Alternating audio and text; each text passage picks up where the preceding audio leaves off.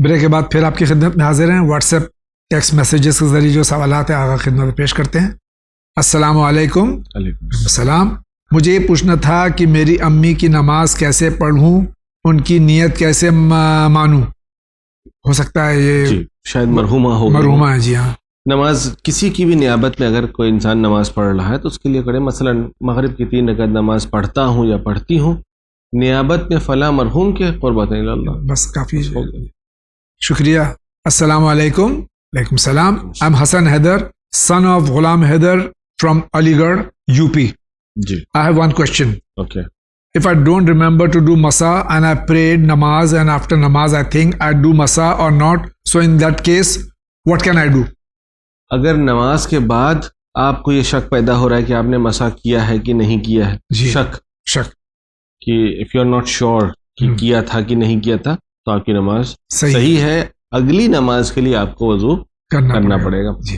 لیکن اگر آپ کو یقین ہو جائے کہ آپ نے مسا نہیں کیا تھا تو آپ کا وضو صحیح نہیں ہے, لہٰذا اگر وقت ہے تو آپ نماز فوراً جو ہے وہ ادا کریں, اور اگر قضا ہو گئی تو قضا ہو گئی تو قضا کریں. مولانا صاحب جاوید بھائی کو سلام. علیکم السلام. سوال یہ کہ کیا کوئی آیت ایسی بھی ہے جس سے صحت اچھی رہے؟ مہربانی کر کے بتا دیجئے.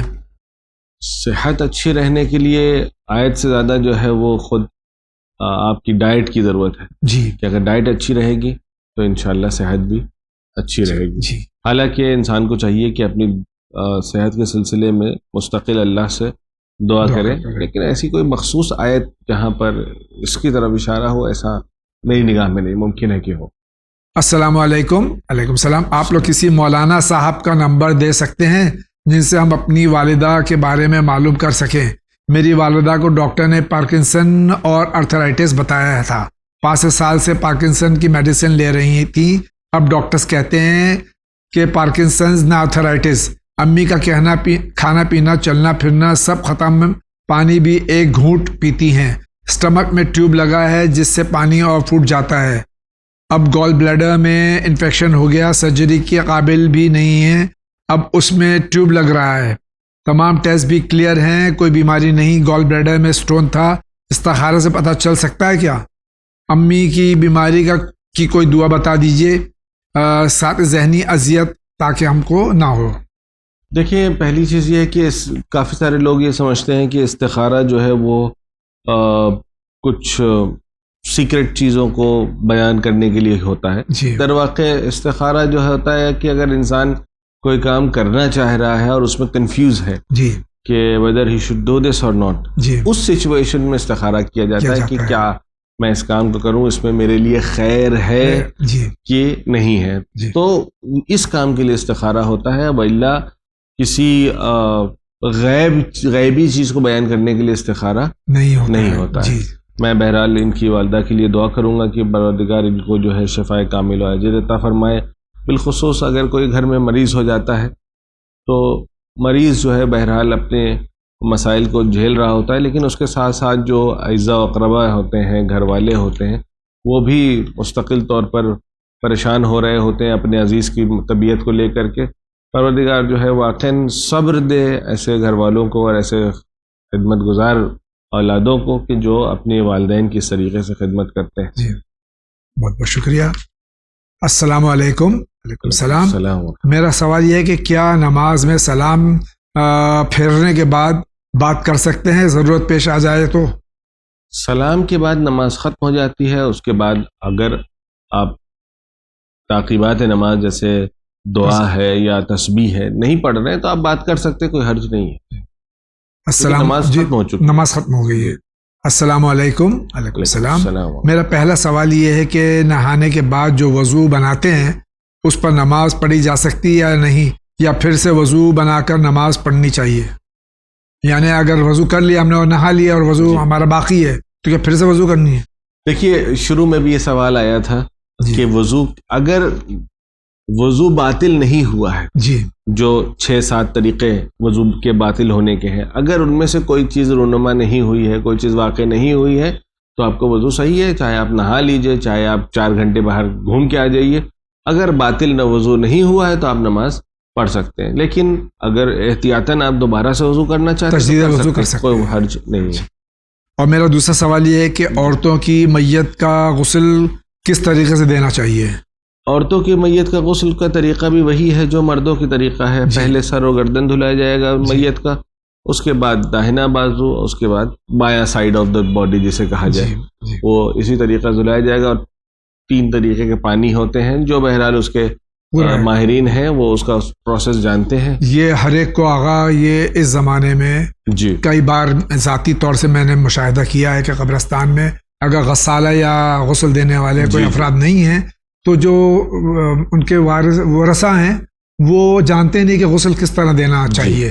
تو اس لیے اس کے آپ کیا فرماتے ہیں؟ ایک چیز میں عرض کرنا چاہوں گا تمام مومنین سے، وہ یہ ہے کہ جو جنازہ ہے، جو مرحوم یا مرحومہ اس دنیا سے گزر گئے ہیں، صرف ایک چیز کہنا چاہوں گا کہ کم سے کم اہل خانہ کو چاہیے کہ اپنے مرحوم کا غسل وہ خود دیں. بے شک جی. کیونکہ آپ یہ سوچیں کہ جس مرحومہ کے جسم کو ساری زندگی انہوں نے پہنا اڑھا کے رکھا ہو، اب حجاب میں رکھو، بھلے ہی خواتین رہی ہو آس پاس میں، ان کے سامنے بھی ہمیشہ اپنے جسم کو کورڈ رکھا ہو، مرنے کے بعد ورثہ نے اٹھا کر کے کسی غیر خاتون کے حوالے کر دیا کہ غسل دے دی. یہ شاید ان کے لیے بھی بڑا ہی گرا گزرے اس مرحومہ کے لیے یا اس مرحوم کے لیے کہ اس کے جس جنازے کو کسی غیر کے حوالے کر دیا جائے اور وہ کوئی غیر آ کر کے اس کو غسل دے. تو کم از کم یہ وہ احکام ہیں جو تقریباً تمام مومنین کو، تمام مسلمانوں کو آنا چاہیے تاکہ مرنے کے بعد کم از کم اس اذیت سے مرحوم نہ گزرے. شکریہ آقا. السلام علیکم مولانا صاحب اور زیدی بھائی. السلام. آپ کا مزاج کیسا ہے؟ میرا مزاج الحمدللہ بخیر میں اور آقا کا مزاج اور دعا گو ہوں کہ انشاءاللہ آپ کا مزاج ہی بخیر ہوگا. میرا ایک سوال ہے کہ 10 بیویوں کی کہانی مجھے سننا ہے. ہم خود پڑھ کر سن سکتے ہیں، اگر کوئی سنانے والا نہ ہو تو کوئی حرج تو نہیں ہے. میرا سوال ایپیسوڈ نمبر 863 میں ضرور دیجیے گا. 10 بیویوں کی کہانی. جی دیکھیں، جہاں تک کہانیوں کا ذکر ہے، کہانیوں کا سوال ہے، اس کا شریعت سے کوئی تعلق نہیں ہے. ممکن ہے کہ جو کہانیاں، جو واقعات بیان کیے گئے ہوں وہ شرعی اعتبار سے اس میں کوئی حرج نہ ہو، لیکن یہ جو طریقہ کار ہے اس کا کہانی سننے والا، یہ شریعت میں اس کا کہیں کوئی ذکر نہیں ملتا ہے. حالانکہ بہت ممکن ہے کہ یہ ہندوستان کا لوکل ایک کلچر ہو جو ہم نے بہت ساری چیزیں جو ہم نے دوسرے مذاہب سے، دوسرے ادیان سے لی ہیں، اسی طریقے سے یہ بھی ممکن ہے کہ ہم نے غیروں سے لیا ہو اور ہمارے یہاں یہ چیزیں رائج ہو گئی ہوں. وإلا اس کا اسلام سے کوئی تعلق نہیں ہے. کیونکہ اس لیے کہہ رہا ہوں کیونکہ یہ وہ چیزیں ہیں جو علاقائی ہیں. جی اگر اسلام سے تعلق ہوتا تو پھر ہندوستان میں رہنے والا بھی کر رہا ہوتا، عرب میں رہنے والا بھی کر رہا ہوتا، یورپ میں رہنے والا بھی کر رہا ہوتا، تو کتابوں میں کم سے کم ذکر ہوتا. جی بالکل. لیکن اس کا کہیں بھی کوئی ذکر نہیں ملتا ہے. تو چونکہ اس کا کوئی ذکر نہیں ملتا ہے تو اس کا پروسیس کیا ہے وہ خود عوام نے ہی طے کیا ہے کہ وہ خود پڑھیں گے کہ کسی اور سے پڑھوائیں گے. وہ بہرحال ان کے اختیار میں ہے کہ اگر یہ خود پڑھنا چاہیں تو خود سے پڑھ لیں، یا اگر کسی سے پڑھوانا چاہیں تو کسی اور سے پڑھوا لیں. وإلا جو ہے اس میں ایک چیز یہ عرض کر دوں، یا آپ بہتر بتا سکتے ہیں کہ جو معجزات ہیں، جو معصورہ، جو یقیناً معجزات ہیں اہل بیت علیہ السلام، اس کا ذکر کرنا چاہے کہانی کے عنوان سے کریں آپ، چاہے اور کسی اور نام سے کریں، وہ صحیح ہے. لیکن من گھڑت باتیں اہل بیت کی طرف منسوب کر کے اس کو بیان کرنا، ایسے حالات میں جہاں پر آپ منسوب کر رہے ہیں اور اس کی کوئی سند نہیں ہے، اگر انسان حالت روزے میں اس طریقے کی بات کرتا ہے تو اس کا روزہ بھی باطل ہو جائے گا. تو کم از کم جو کہانیاں ہیں، اب میں نے تو نہ دیکھی ہے، نہ سنی ہے، نہ کبھی پڑھی ہے، تو اگر جو کہانیاں ہیں بھی تو کم سے کم مستند ہوں. جیسے کہ جناب سیدہ کی کہانی، وہ معجزات جو اس میں ہیں یقین سر آنکھوں پر ہو. بالکل، اس سے وہی میں کہہ رہا ہوں کہ مستند واقعات سے کوئی انکار نہیں ہے، بلکہ ہمارے مجالس میں واقعات ہی تو پڑھے جاتے ہیں. لیکن اگر اس کو کہانی بنا کے پیش کیا جا رہا ہے اور اس کو نسبت دی جا رہی ہے تو بہرحال یہ شاید اس مناسب نہ ہو کہ اس ایسی چیزوں کو نسبت جو ہے اہل بیت علیہ السلام سے دیا جائے. پتہ چلا کہ ہم ایک کار خیر کرنے گئے تھے اور کسی گناہ میں ملوث ہو گئے.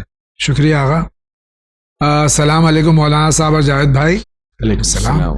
اسلام میں کسی پر جھوٹا الزام لگانا کیسا ہے، یا پھر اندازہ لگا کر الزام لگایا جاتا ہے تو وہ کیسا ہے؟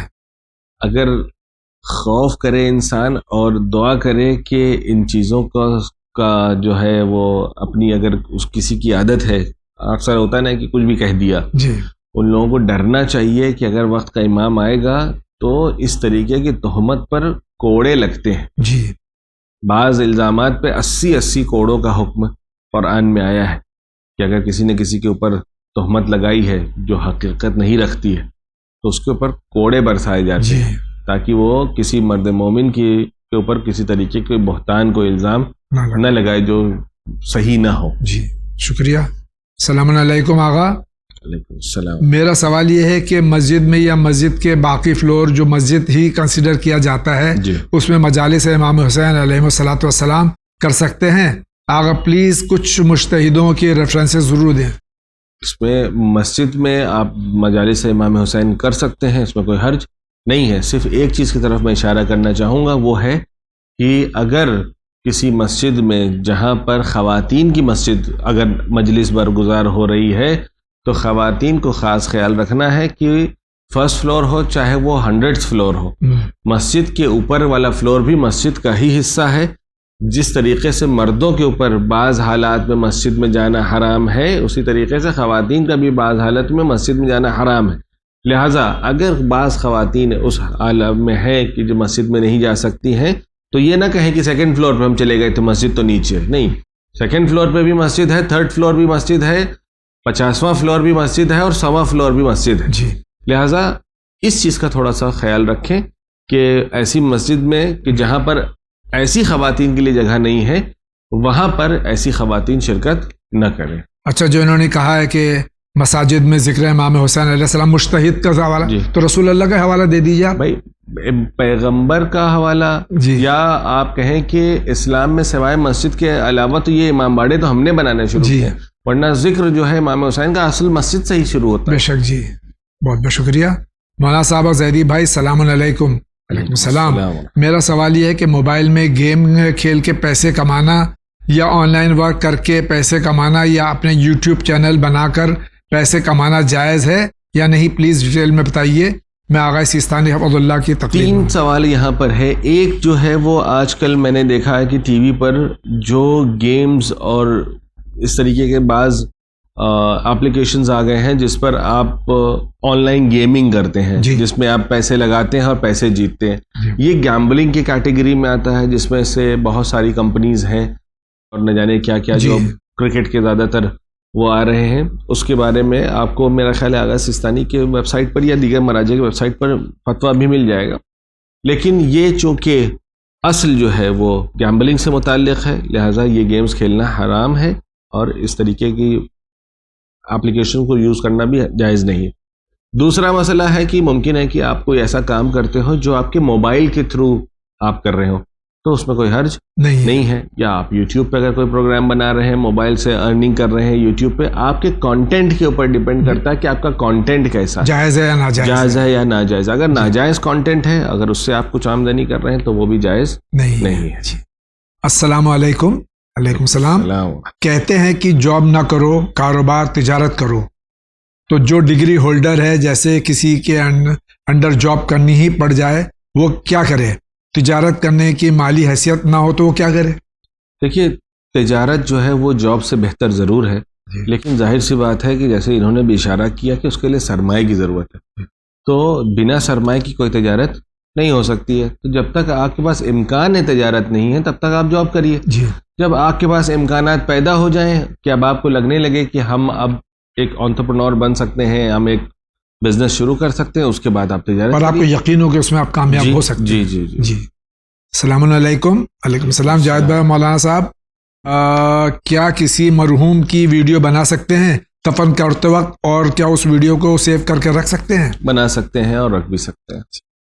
شکریہ. السلام علیکم. علیکم السلام. اگر کوئی انسان تسبیح اور تربت جیب میں ہمیشہ رکھتا ہو اور کبھی کبھی بھول کے واش روم میں چلا جاتا ہو تو کیا ہم واش روم جاتے سمے تسبیح اور تربت پاکٹ میں رکھ سکتے ہیں؟ چینل ون کی ٹیم خصوصاً جاوید بھائی اور مولانا صاحب کو اللہ سلامت رکھے، اللہ آپ سب کو سلامت رکھے. بہتر یہ ہے کہ اس کے تقدس کو حفظ کرتے ہوئے اگر آپ واش روم میں جا رہے ہیں تو اگر اس کو باہر رکھ سکتے ہیں تو اس کو باہر رکھیں، ورنہ اگر لے کر کے جا رہے ہیں تو خیال رکھیں کہ وہ بے احترامی اس کے ساتھ نہ ہو یا اس کے اندر گر نہ جائے. شکریہ. مولانا صاحب اور جاوید بھائی السلام علیکم. وعلیکم السلام. پرابلم یہ ہے کہ میں نائٹ ڈیوٹی کرتا ہوں، اس لیے مجھے دن میں سونا پڑتا ہے، جس وجہ سے واجب نماز چھوٹ جاتی ہے. اس کے لیے کیا حکم ہے؟ اگر بیچ بیچ میں اٹھ کر نماز پڑھیں تو اریٹیشن ہوتا ہے، ہم کیا کر سکتے ہیں؟ پلیز جواب ضرور دیجیے گا. نماز بہرحال واجب ہے، اس کے لیے آپ کو اگر اپنی شفٹ چینج کرنی پڑے تو آپ چینج کریے، کیونکہ آپ یہاں پر خود آپ کے اسٹیٹمنٹ سے یہ ظاہر ہو رہا ہے کہ آپ کے لیے آپ کی جاب زیادہ امپورٹنٹ ہے اور نماز کو آپ کہہ رہے ہیں کہ وہ مجھے اریٹیشن ہو رہا ہے تو کیا میں اس کو اسکپ کر سکتا ہوں. آپ سے اگر میں پوچھوں کہ اگر آپ ایک دن اپنی جاب اسکپ کر دیں اور نماز پڑھ لیں تو آپ تیار ہوں گے؟ نہیں تیار ہوں گے، کیونکہ آپ کو انٹینشن ظاہر ہو رہا ہے کہ آپ نے اس کو پہلے ہی جو ہے ایک سیکنڈری درجہ رکھا ہوا ہے. شکریہ. السلام علیکم. علیکم السلام. چینل ون، جب ایسا ہے کہ جو چیز کھائیں یا پہنی نہ جاتی ہو اس پر سجدہ کر سکتے ہیں، پھر قالین تو پہنا نہیں جاتا، پھر آپ لوگ اس پر سجدہ کیوں نہیں کرتے؟ جواب ضرور دیجیے گا. بالکل. جی دیکھیں، یہ جو کرائیٹیریا ہے کہ جو چیز کھائی جاتی ہے اور پہنی جاتی ہے، یہاں پر مثلا اگر کوئی انسان کسی ایسے پتے کا باؤل بنا دے کہ جو اب باؤل تو نہیں کھایا جاتا لیکن پتا ایڈیبل ہے، تو کیا اس پہ سجدہ کر سکتے ہیں؟ نہیں کر سکتے، کیونکہ پتا بہرحال ایڈیبل ہے. اسی طریقے سے جو کاٹن، جو تھریڈ استعمال ہوا ہے جس سے لباس بنتے ہیں، وہ لباس اب اس کو شکل اس کو ہم قالین کی دے دیں چاہے بلانکٹ کی دے دیں، تو چونکہ اس کا کور مٹیریل جو ہے وہ پہننے اور اوڑھنے کے کام آتا ہے، اس وجہ سے اس کے اوپر سجدہ نہیں کر سکتے. اس کی شکل بدل جانے سے حکم نہیں بدل جاتا ہے. بہت بہت شکریہ. مولانا صاحب اور جاوید بھائی السلام علیکم. علیکم السلام. ہمارے 2 سوالوں کا جواب ضرور دیجیے گا. جیسے ہم نماز ادا کرتے ہیں تو پھر جو ہمارے لیفٹ رائٹ ہوتے ہیں ان کے ساتھ ہم ہاتھ ملاتے ہیں، ایسا کرنے کا کیا فائدہ ہے؟ خود مومن سے مصافحے کا جو ہے وہ ثواب الگ سے ذکر کیا گیا ہے، اور نماز کے بعد مصافحے کا مستحب بیان کیا گیا ہے، تو اس لیے ہم من باب استحباب مومن سے ہاتھ ملاتے ہیں. شکریہ.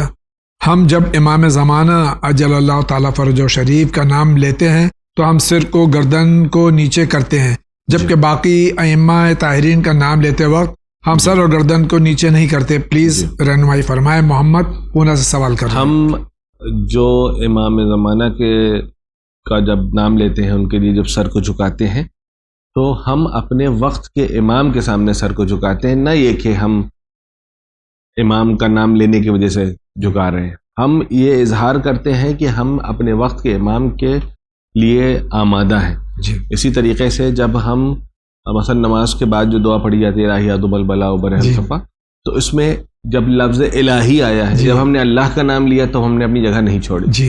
پھر اس کے بعد یا محمد یا علی آیا تب بھی ہم نے اپنی جگہ نہیں چھوڑی. لیکن جیسے ہی امام کا نام آتا ہے تو ہم اپنے پورے قد و قامت سے کھڑے ہو جاتے ہیں. اس کا مطلب یہ کہ یہ احترام جو ہے وہ وقت کے امام کا ہے. اگر ہم چھٹے امام کے دور میں آتے تو ہم چھٹے امام کے نام کے سامنے سر کو جھکاتے. یہاں تک کہ اگر برزخ کے دور میں بھی جب اگر 12ویں امام ہوں گے اور امام حسین کی رجعت ہوگی، رجعت کے دور میں، نہ کہ برزخ کے دور میں، رجعت کے دور میں جب دوسرے امام آئیں گے یا مثلا جناب عیسیٰ آئیں گے تو ان کے اوپر وقت کے امام کی پیروکاری واجب ہے. تو ہم یہ نہیں دیکھیں گے نبی خدا ہے، ہم یہ دیکھیں گے کہ ہمارے وقت کا امام ہے. شکریہ. السلام علیکم جاوید بھائی. مولانا صاحب علیکم السلام. شو پر ہمارا نام نہیں لیجیے گا. ہمارا مسئلہ یہ ہے کہ اگر والد نے اپنے بڑے بیٹے سے کہا کہ ان کا والد کا گھر چھوٹے بیٹے کو دے دیا اور ایک زمین کا چھوٹا حصہ خود لے لے، اس پر بڑے بیٹے نے کہا ہو کہ ہم بھائی آپس میں سمجھ لیں گے، آپ پریشان نہ ہو، اور پھر والد کے انتقال کے بعد چھوٹا بھائی بڑے بھائی سے لڑائی کر کے اسے گھر سے نکال دے، تو کیا اس صورت میں بھی باپ کی بات ماننا چاہیے بڑے بیٹے کو، جبکہ اس گھر میں بڑے بیٹے نے بھی اپنے پیسے سے روم بنوائے ہوں؟ سب سے پہلی چیز یہاں پہ 2 چیزیں ہیں. ایک یہ ہے کہ باپ کی وصیت ایک یہ ہے کہ آپس کی انڈرسٹینڈنگ. جی.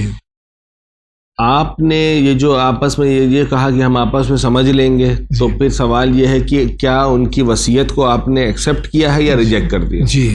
اگر آپ نے وصیت کو ایکسیپٹ کر لیا ہے اور اس کے بعد آپ نے کہا کہ ٹھیک ہے آپ نے وصیت کر دی ہے, باقی ہم آپس میں جو انڈرسٹینڈنگ ہوگی اس کے اکارڈنگ ہم فیصلہ کر لیں گے. اگر یہ کہا یہ طے کیا ہے کہ یعنی باپ کی وصیت کو کنسیڈر کر رہے ہیں, جی, اگر کنسیڈر کر رہے ہیں اور دونوں موجود تھے, چھوٹے بھائی اور بڑے بھائی دونوں موجود تھے, تو اس صورت میں جو باپ کی وصیت ہے کہ گھر جو ہے وہ چھوٹے بیٹے کا ہے اور بڑے بیٹے کے نام پہ شاید کچھ زمین کا ذکر ہے, یہ وہ بڑے بیٹے کی ہے.